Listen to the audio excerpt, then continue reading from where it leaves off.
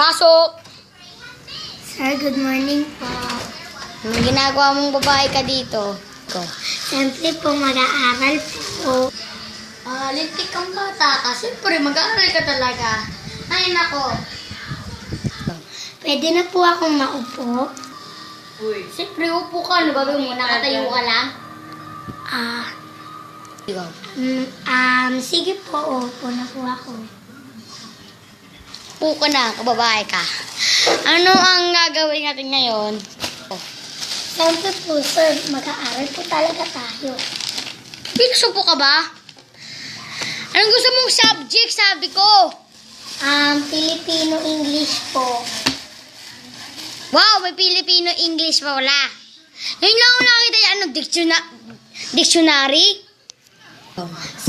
Sinurkat ko lang, sir. Ang gusto ko, Filipino at English. Ikaw talaga, sir. High blood ka na agad eh. Ano po, sir? Simulan na natin. Abay, oo. Tara na. Ang ating gagawin ay hindi Filipino at hindi English. Ang gusto ko, mag-drawing tayo. Anong inganga mo dyan? Sir, di ako marunong mag-drawing eh. Iba na lang po. Kakapasok mo palang ganyan ka. Mag-drawing ka, bilis!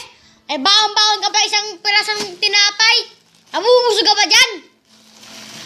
Opo, one eat, one day. Hoy, anong tinitingin mo dyan? Ano yun, ano? One eat, one day, ha? Ano yun?